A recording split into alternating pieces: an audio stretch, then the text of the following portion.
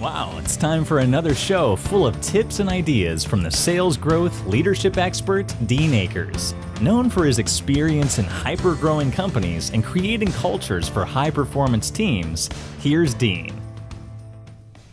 Well, welcome to your Sales and Leadership Ninja Show. I'm your head ninja, Dean Akers, and every week I bring you a rant to stimulate your thinking in either the realm of sales and or leadership. Today's show is going to be interesting. Again, my shows are all prompted by events that happened in the previous weeks. And today, my show's title is You're Not Good Enough to Lose All the Deals. I know we've talked about this in previous shows, but I want to share a couple fun stories today that'll just drive this home again. And I'm just reminded of them every time I circle up with teams that start telling me how competitive and all this other nonsense business is. So again, there's not a week that goes by that somebody doesn't tell me how competitive their business, and it just drives me crazy because it's just noise, and I just keep waiting for somebody to prove me wrong that it's really that competitive, and I can always prove them wrong with my process of 3-circle questions. And my program, 3-Circle Process, is available to any of you. Just reach out to Dean at deanakers.com. Request it. I'll send it to you. I now actually have a video I made of it, which is really kind of cool because it draws it out and you just put your own numbers in. So again, if you need that and you just want to challenge me on it, just reach out to Dean at deanakers.com. When you fill out the 3 circles, you're going to see exactly what I've been talking about. So today I want to share just a couple stories that are fun and are facts, and they had a lot to do with one of my first leadership / company growth success. So the first kind of premise that I learned years and years ago is you can't make money on a deal you don't have. One of my college fraternity brothers and I, we've been dear friends for years. He shared that. We were talking about it one day, and he shared with me how he took deals and then went back and figured out how to make money with them. Because if he at least got the deal, the worst he would do is lose money on it. But there was always a way to figure out how to make money on it, especially when the customer had the confidence to give you the deal and you've exhausted everything you can do in value to have that customer engage with you to give you the deal. So if you've got the deal and they're going to close, period, take the deal. Because you just really have no option of a deal you don't have. You can't figure out how to make money, and it's a mind shift in your leadership and your sales team. Because in leadership, it's your job to have your sales team's self-talk eliminated, give them confidence, and eliminate excuses. When they get this take a deal mentality and you teach them how to ask all the right questions and build the relationships, you will have hyper success and hyper growth. So I want to share with you a series of events that happened back in my first leadership job when I was in my 20s, 27 and a half to be exact. I got an opportunity to run a company or lead the sales in a company, and it was during the 80s recession. And I was actually having my best year. Everybody was talking about price and competition and all this, and I just felt it was noise. And finally, the owner of the company gave me an opportunity to run the sales group. And so I called this sales meeting, and I told everybody, I said, I will take any deal. Bring me a deal. I'll take any deal and pay you 100% commission on it. And everybody thought I was crazy. The owner thought I was crazy. I know that our teams generally aren't good enough to even get the deal because they don't have a relation. But here's what happened. It was pretty funny. I had one of our sales team who their customer had been a previous customer of mine. And in a territory shift, this guy had him. He went to him and told him that this craziness, that he'll take any deal. Well, this customer had a lot of money, and he wanted to buy a big front end loader. So he basically took the list price, cut it in half, wrote a check for it, handed it to my sales guy and said, I'll buy this machine brand new for this amount. And so the sales guy, just ready for me to jam me with it to prove he got a deal. It was half the price, so we were clearly going to lose. I think we lost $50,000 or $60,000 on it. And he was going to bring it to me and prove to me that, okay, Mr. Smarty Pants, here's a deal. So he came in my office, slapped the check down, and it was sitting there, and the guy looked at me and he said, I just got this check for this machine. And I'm not going to say the customer's name, but the sales guy's name. And I looked at him and I said, awesome, go get me 10 more. And shook his hand. Well, that was a shot heard around the entire company. This guy was a whiner all the time, this sales guy. He was always whining, always had excuses. I just cut him off at the knees by taking that deal. He was like, there's nothing he could say. And he couldn't whine. He could not believe I took this big loss, accepted the check, shook his hand, paid him 100% commission, said, go get me 10 more. Because I know he's not good enough to get 10 more like that. I know the customer. I knew the customer real well. He was jamming us. He was actually jamming me for fun because of what the story was. But that's okay, too. It didn't matter. It became an epic transaction for what it did for our company because everybody knew if this guy was not moaning now, something really was true. And the word of me taking any deal spread like wildfire. So now I decided I wanted to buy right. This is all during the same 80s recession. So I called the manufacturer. And they were trying to sell equipment. They were in the dumpers too.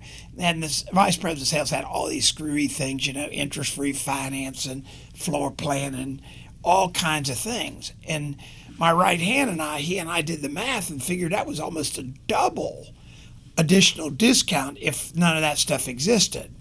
So I called him up and I said, I'd like to cut a deal with you. And this guy was real proprietary about his thing. And he was vice president of sales of a big national company, international company actually. And he was like, I couldn't get to him. So I called the CEO.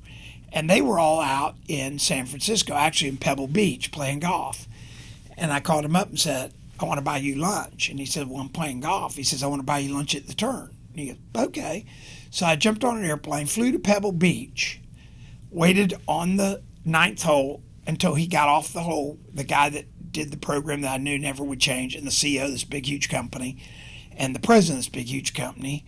And we went into the restaurant there in Pebble Beach at the golf course while they were making the turn, and we ordered lunch. And I said, look, I want to buy some machines. You have this quarterly program, and this is all these programs. I want the machines netted cash. I'm just going to cut you a check 10 days later, and you don't worry about floor plan. You don't worry about bonus commission, all this nonsense. And I didn't say nonsense, but all these programs.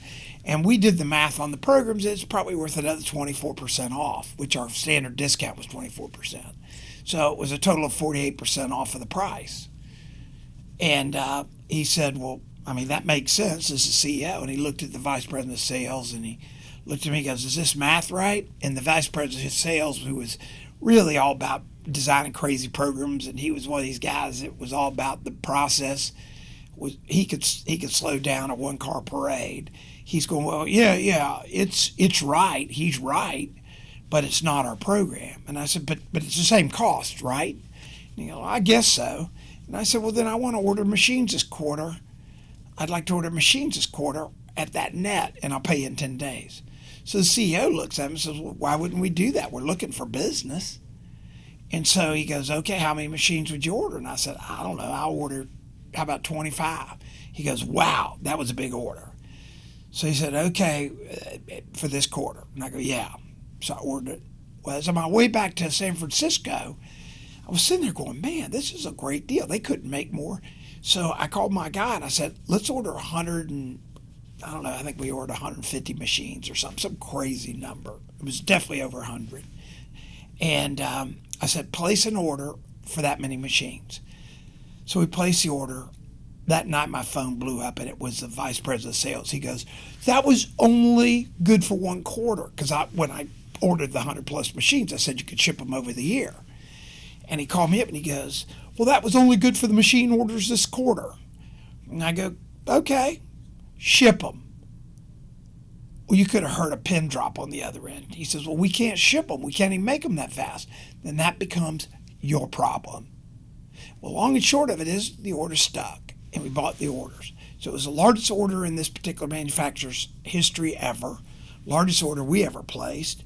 And now we could go out and really, we had such a discount that machine that I had taken the order from that guy would have been we would have made a little money on, even as crazy as the pricing was, if I'd had that buy. But that isn't even the best part of the story. Now everybody's is crazy. So we ended up getting everybody crazy to go. Now I had some really good salespeople. They were so good and had such great relationships that they never gave anything away anyway, but they got confidence.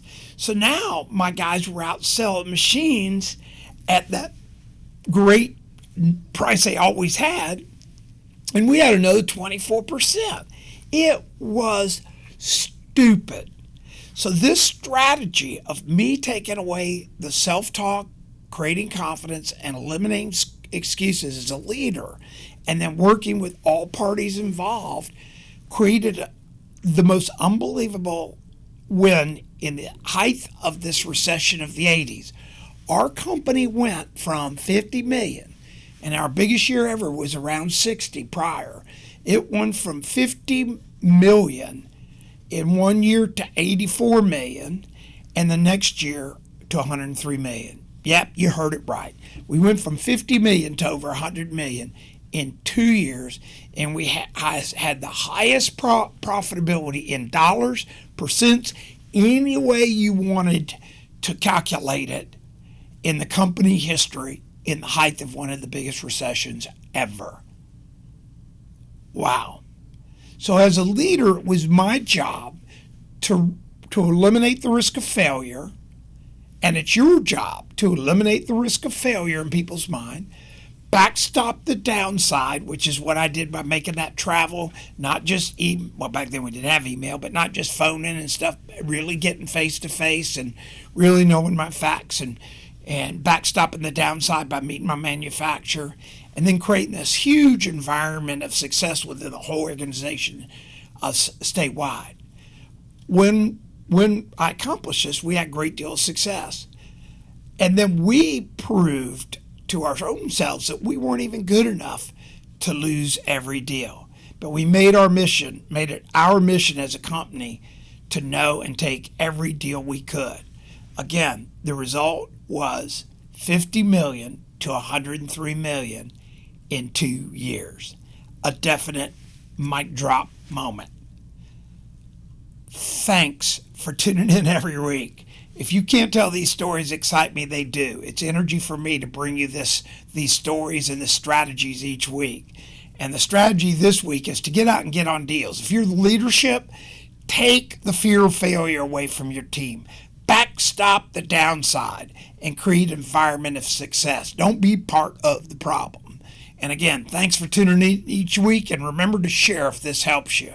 My book, Self-Talk, is available to any and all of you on Amazon, and I also mail it to you. If you send in at dean@deanakers.com, I will send you a copy and send it straight to you. And remember, be the person that eliminates the risk of failure, backstops the downsides, and creates a great environment of success for your company. Have a great week. We hope you enjoyed this week's show. Subscribe today to our podcast and send questions or thoughts to help@deanakers.com. Also, visit us at www.deanakers.com to listen to prior shows and view helpful videos. Also, great tips to download. Thanks again. See you next week.